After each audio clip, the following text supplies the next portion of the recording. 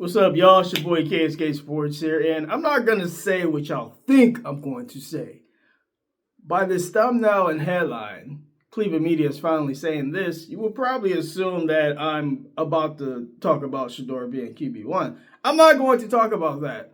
I'm going to talk about Cleveland media and, to some extent, national media finally coming to the realization that Dillon Gabriel is likely the odd man out in Cleveland. It's truly going to be a competition between Deshaun Watson and Shedeur Sanders and whoever else they bring in, which I don't think they're going to bring in a veteran quarterback like people think they are. Okay, I think they're probably most likely going to pick a middle round quarterback. It just seems like that's what they're going to do. I just don't foresee another veteran quarterback being added to the mix, but I could be wrong. When it comes to the Cleveland Browns, you already know this. If you're not a Cleveland Browns fan, you're just a Shedeur fan. You just know that the Cleveland Browns, at the bare minimum, they're a dysfunctional organization. So, yeah, I can see why people are like, they don't want Shedeur in Cleveland because there's a lot of dysfunction surrounding the Cleveland Browns. But I think Todd Monken, in the hire of Todd Monken and cleaning house, getting rid of Kevin Stefanski, who didn't like Shedeur, and also getting rid of Paul DeBodessa. I think Cleveland's cleaning some stuff up. I think Andrew Berry is the guy to lead the Cleveland Browns as far as personnel decisions are concerned. And segue to what I originally said at the start of the video. Yeah, Andrew Berry, he's going to make that decision that he's going to move off of Dillon Gabriel. And it just makes sense that Dillon Gabriel will be traded to the Falcons for a late round pick. I've been saying this for like the past, 2-3 months. People are finally catching up to what I was talking about 3 months ago. I've been said, like since the season ended, I don't think Dillon Gabriel is going to be on the team if Kevin Stefanski's not on the team. Considering that Kevin Stefanski seemingly was the one that was high on Dillon Gabriel. Okay, let's not gloss over this, Cleveland Browns fans, Shedeur Sanders fans, anybody that's stumbling upon this video. Let's not forget Kevin Stefanski. He rated Dillon Gabriel as the second best quarterback in last year's draft. Second best quarterback behind Cam Ward. So Kevin Stefanski was like, you know what? Yeah, I saw what Shedeur Sanders did at the pro day.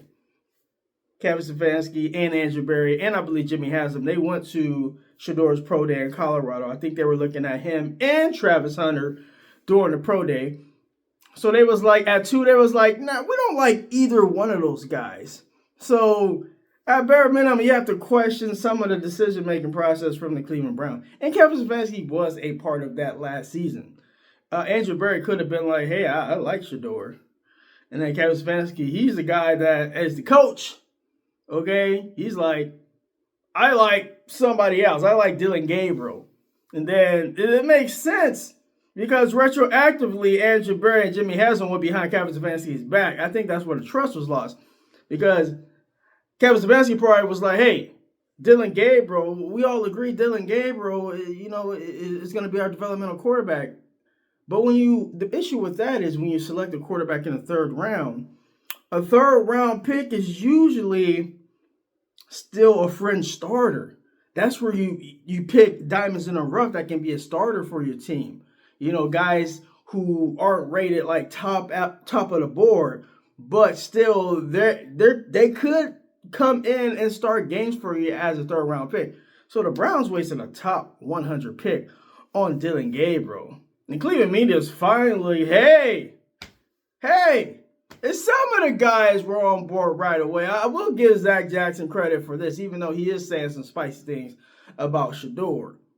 He was like, hey, man, this guy is short, and Shedeur looks better than him out the gate. He did say that. There is tape on him saying that. There is articles of him saying that Shedeur is better than Dillon Gabriel. And I've said, quite frankly, on Facebook and Meta, that platform, I flat out said since rookie OTAs, I've been said that Shedeur Sanders is better than Dillon Gabriel. I still got people on that platform talking about, oh, Dillon's better than Shedeur. It's like, what? By what? By QBR, by EPA? That's the only metrics you're looking at? I can give you like 10 or 15 other metrics that say that Shedeur Sanders was unequivocally better than Dillon Gabriel. And Cleveland media, they're finally coming around to the fact that, yeah, Todd Monken ain't really checking for Dillon Gabriel. He ain't really checking for Dillon Gabriel. We already know that. He's barely said Dillon Gabriel's name unless it's specifically brought up by a Cleveland media member. Well, what about Dillon Gabriel? Well, I mean, you know, he's an option. It's a little Todd Monken saying, he's like, man, I'm a Shedeur guy. Okay? He's pretty much going to treat Dillon Gabriel like Kevin Stefanski treated Shedeur Sanders last season. He's going to get that. Yeah, you're on the team, but yeah, if you're on the team, you're going to be throwing the trash cans. That would be absolutely hilarious if Todd Monken was like, hey, yeah, we're going to have two separate fields set up. And Shedeur, you're going to be on the main field with Deshaun Watson. But Dillon Gabriel, you're going to be out there throwing to trash cans. Can you imagine that? It's not going to happen because I believe Todd Monken is going to run a much tighter ship than Kevin Stefanski did. I mean, what are we doing, Kevin Stefanski? Come on, what are we doing? Like, seriously. And Cleveland media, they finally saying stuff like, well, yeah, it looks like Dillon Gabriel's the odd man now. It looks like it's likely Dillon Gabriel is going to be a trade option. You think the quarterback that's can't throw the ball over 30 yards had 0 plays over 30 yards? I believe he only had one play that was between 25 and 30 yards. Shedeur had 3 plays over 30 plus yards in his first start in Vegas. A game KSK Sports was at. Thank you very much. I was at Shedeur's opener. I'm just saying, man. I was at Shedeur's debut. It was a fabulous time in fabulous Las Vegas. All right, enough of me. Enough of me and my affinity for Las Vegas. Back to the main thing. Cleveland media. Kudos, man. I mean, I rag on y'all a lot. I get on you guys a lot about y'all anyone but Shedeur narrative. Y'all talking spicy about Shedeur, about this, talking about QBR this. He's lazy that, he's entitled. Oh, he's a distraction. Mainly Jason Lloyd. I give y'all credit. Y'all finally coming around to the fact that Dillon Gabriel ain't that good. Or Todd Monken really doesn't have any use for a 5'11". They say he's 5'11". I be talking spicy about the height of quarterbacks in the NFL, and I'm 5'9". It's crazy work. But here's the thing. Yeah, I'm not trying to play NFL football, so I'm average height in the average world. Meanwhile, you know, Kyler Murray and Dillon Gabriel and Bryce Young, their average height in the NFL, where that's a bit of an issue. It's a bit of a problem. A problem Kevin Stefanski was like, hey, you know what? If I could choose between a 6'2" quarterback that can push the ball down the field, I'm not going to take that option. And Cleveland media was right in line with that. Nobody hardly questioned it. Like, hey, man, this guy's kind of short here. This guy can't push the ball down the field past 30 yards. That might be an issue to an offense. Okay, when your offense is painfully predictable, you're not going to push the ball down the field. Okay, like efficiency-wise, the numbers are probably better because he's not pushing the ball down the field. When you push the ball down the field, you are going to be taking more risk. Okay, so you're going to be taking more risk for bigger plays. Okay, so maybe, I don't know what the EPA formula is or the QBR. I really don't care. I know my eyes told me. My eyes told me that Shedeur Sanders was unequivocally better than Dillon Gabriel because he was willing to push the ball down the field. Okay, that matters in football. If you can't take the top of a defense, it's very easy for the defense to settle in. If you can't throw the ball over 30 yards, the main example was the Steelers game. I watched all 22 in that Steelers game. It's like, bro, everything was short. I don't think Dillon Gabriel threw the ball over 20 yards in that entire game. And he threw the ball 52 times. That's an issue if you're a quarterback. If you don't throw the ball one time over 20 yards the entire game, you have 52 attempts. Come on, Cleveland. Y'all should have been getting on Dillon Gabriel about that. 52 pass attempts and no pass attempts over 20 to 25 yards?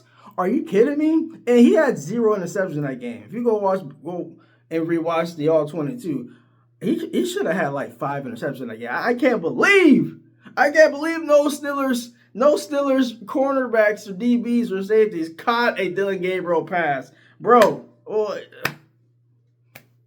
they would have caught all the Shedeur's bad passes. I'm just saying, man. It's crazy, man. It's just crazy, man.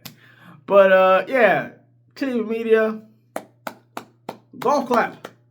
Golf clap. Y'all finally did something right. Y'all finally coming around to the dark side. Yeah, Dillon Gabriel really ain't it.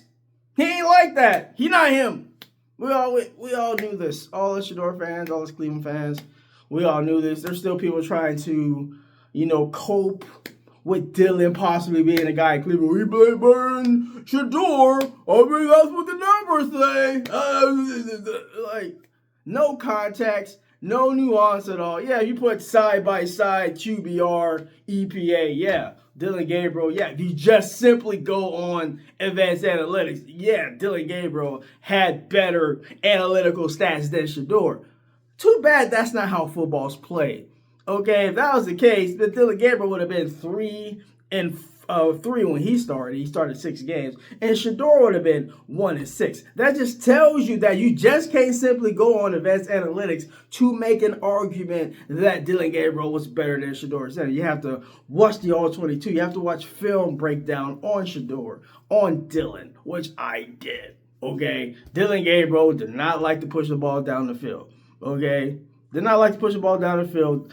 On a few occasions where he did, he threw fluttering ducks out there. The main example was the Jets game where it looked like it took everything for him to throw it like 40 air yards to Jerry Jeudy for like a 26-yard touchdown. I think that was his longest touchdown pass of the year in the Jets game. So fluttering duck. That was the same game where he had a throw to Malachi Corley, a wide receiver screen, and he threw it like 10 rows into MetLife Stadium. But the Cleveland media was trying to get on Shedeur. Oh, he threw a simple screen pass and it went for 65 yards. Dillon Gabriel had the same exact throw 2 weeks prior to Shedeur completing the screen pass to Dylan Sampson. But everybody's like, oh, it was just a screen pass. Yeah, it was just a screen pass and Dillon Gabriel did it. He couldn't freaking do it.